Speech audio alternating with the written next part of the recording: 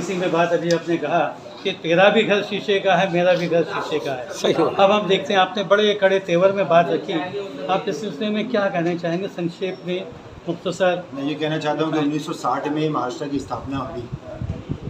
जब से 2000 ये जो हमारा पिछला इलेक्शन गया 614 मेंबर ऑफ पार्लियामेंट महाराष्ट्र ने चुन के दिए।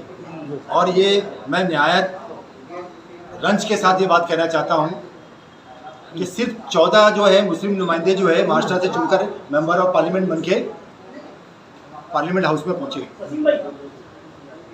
मैं ये कहना चाहता हूँ कि जो हमारे इस वक्त जो हालात जो है पूरे देश के अंदर, वो हर सेक्टर के अंदर आप देखिए तो हमें ये महसूस होता है कि तेरा घर शीशे का है और मेरा घर भी शीशे का है।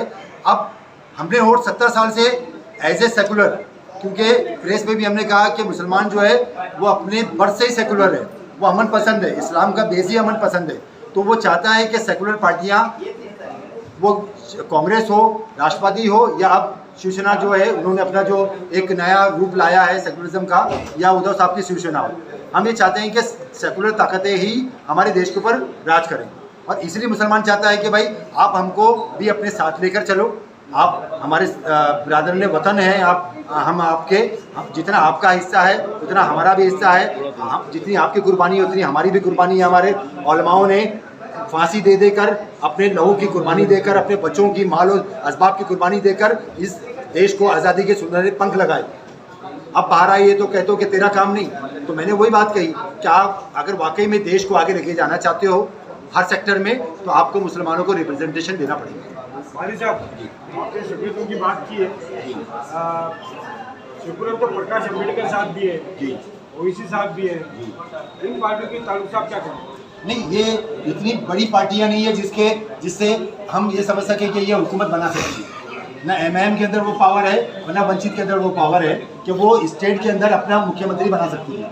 हम उनकी बात कर रहे हैं जो स्टेट के अंदर रूल कर सकती है, जिनका मुख्यमंत्री रह चुका है। एमआईएम का मुख्यमंत्री आज तक नहीं बना, वंचित अघाड़ी अभी 2018 में बनी, उसका मुख्यमंत्री क्या बना?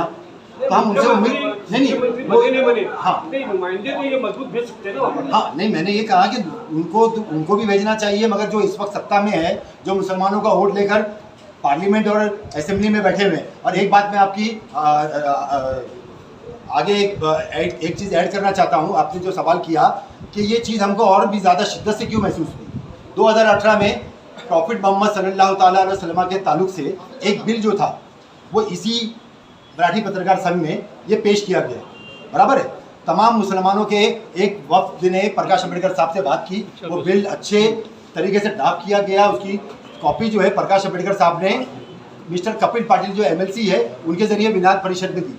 अब मेरा सवाल ये है कि क्या अगर मुसलमानों को रिप्रेजेंटेशन दिया गया होता और क्या मुसलमानों का अगर मेंबर विधान परिषद में होता और असेंबली में अगर हमारी तादाद अगर होती तो क्या वो बिल पास नहीं होता? इन्होंने वो बिल को टेबल होने के बाद उसके ऊपर बहस भी नहीं हुई है आज तक। तो हम ये चाहते हैं कि अब वो जो 5-6 साल पहले का जो मूवमेंट था, आप आज देखिए नासिक में क्या हुआ, कब थमेगी ये जो तूफान कब थमेगा? कोई ना कोई उठ जाता है सरकार की शान में गुस्ताखी करने। तो हमारे एक मसाइल नहीं, हमारे सोशल इश्यूज़ है, इकोनॉमिकल इश्यूज़ है, एजुकेशनल इश्यूज़ है, हमारे धार्मिक इश्यूज़ है। तो हम ये चाह रहे हैं कि भाई आप नहीं बोल पाओगे, आपका अपना जो आपकी पार्टी जो है उसका व्हीप है आपको, मगर कम से कम मुसलमानों को भेजो तो सही। अब आपने ये भी बात कही थी कि अगर अच्छे नुमाइंदे नहीं गए तो पार्लियामेंट के हाउस के अंदर, मैं एमपी का पीए रह चुका हूँ, और हाउस ऑफ असेंबली के अंदर जब नुमाइंदा जीत कर जाता है तो वहाँ कोई बिल पास करने के वक्त ये नहीं उससे पूछा जाता कि तेरा एजुकेशन क्या है, तो कितना ईमानदार है। वहाँ तादाद गिनी जाती है कि तुम्हारी अक्सरियत कितनी है, और हम अक्सरियत चाहते हैं। और हम ये चाहते हैं कि अगर उसमें हमारी अक्सरियत रहेगी तो आज जो गिरिराज ने जो बात कही, ऐसे लोगों के ऊपर शरपसंदों पे पाबंदी लगाने के लिए प्रॉफिट मोहम्मद बिल पास हो जाता है।